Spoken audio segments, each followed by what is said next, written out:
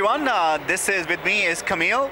Now, not many of you will know Camille, but an introduction is in order. I think you're the guy who basically decides the rule sets of and how does everyone play, what's fair, what's not fair. You're basically the guy who makes the tournament fair. Yeah, I guess so. In this case, this year we have also another admin that created the rules. But yeah, I've been doing this for 10 years now. Well, I'll ask something which is there because I think gamers hate you, right? Because you're the guy who basically tells them what to do and this, but it also makes everything fair. So how do you balance fun with the very strict rule sets? Of course, it's sports, so it's emotional. So in the heat of the moment, they won't like you maybe as much, but in the tournament area, there's they have to respect you, and as long as they know that you're there for them, and that you're a strict guy, and that you apply rules to everyone the same way that you apply them to them, whether they're a known team or whatever, then they'll start to respect you and they start to acknowledge you. And within the tournament area, there's a difference. We're strict. But outside the area, that's where the fun happens, and then you can like be a little bit more relaxed with the players.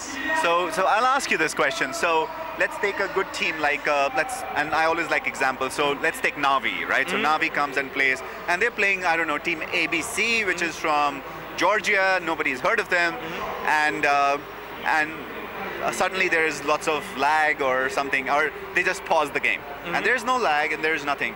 Do they get away with it? How do you go and apply? How do you fight with the egos of superstars? Well, actually, what a team mostly does, especially the more experienced teams, they test you out as an admin. They see if they can like push or bend the rules a little bit. Not all teams do, but some of them do. But as the second as you're like directly on top of it and make sure that they're not doing it, and you're just applying the exact same rules to any other team, they will start respecting you, and they won't try it anymore. But to a new admin, for example, they will see how far they can go, and as an admin, you should just not care at all. And they will like you more if you don't care who they are than if you're like humble about them, because then they will start to fear that, hey, maybe when it's SK Gaming or the next time, he will be nice to them as well, and they don't like that. They will try, but in the end, they won't like it if you bend rules for a famous team or anything. Well, excellent point, which is there. Probably one of last questions. Are you a gamer yourself? Yeah, I play. That's how I got into this, of course. I started with Quake, then Counter-Strike, and these days I play StarCraft 2, and I enjoy it. I don't have that much time, but yeah, it's still a passion.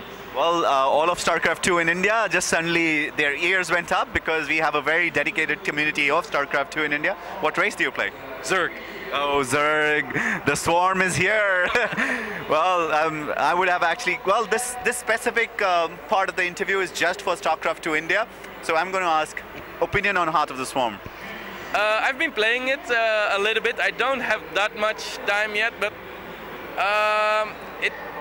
it's better than Wings of Liberty, I guess, because you have a lot more options, especially as Zerg. You had like in most matchup in Wings of Liberty, you had basically one set of units that you could use, and we're like in Heart of the Swarm, we're still figuring it out. I like it, but I don't know. I'm not sure if it's that innovative, you know. If it feels like Blizzard maybe was a little bit conservative in the changes, but yeah, I don't know. All of us Terran and all of us Protoss, I play Protoss, or hate Zerg in the next one too, right? So you just take our units and just put them in another place. That's really not something which is fun. But that's it. I think that's what makes StarCraft 2 so intense. Looking forward to the matchup. StarCraft 2 favorites? Well, of course Stefano, but who isn't? I like Mana a lot. Like, I've met most of the players at the other events, and yeah, Nurcho. I'm not sure if Nurcho is here. I like Dimaga, Stefano. Yeah, the Zerg guys, of course, and the ones that I meet on the events. Well, one of our expat Indians, one called Devan Subramaniam, who plays as Quantic Hawk, is actually going to be coming here. He won America, and he's coming down and he plays Zerg. So Yeah, I saw it. So I hope basically for the StarCraft 2 tournament, there's a lot of unknown players, and as a tournament organizer, I'm always hoping that there will be some big upsets. Like people could make a name for themselves. They could change their lives if they would win on stage or versus a player Stefano Di Maga, he will be noticed. Yeah. And that's what I hope that's gonna happen. Maybe Stefano or any other good player will take it in the end. I mean, we also have 2 Koreans coming over here. But I hope for some good upsets and that these unknown players that come from all over the world are going to show us some great matches. Great. So we're going to be signing off with Camille, but not before we go ahead and say thank you. And thank you too. If you can go ahead and just do us a favor by saying hello, Namaste India, and hello to StarCraft 2 India. Hello, Namaste India, and hello StarCraft 2 India, and I hope for some great matches. Thank you so much, and this is us, Lord Nods, signing off.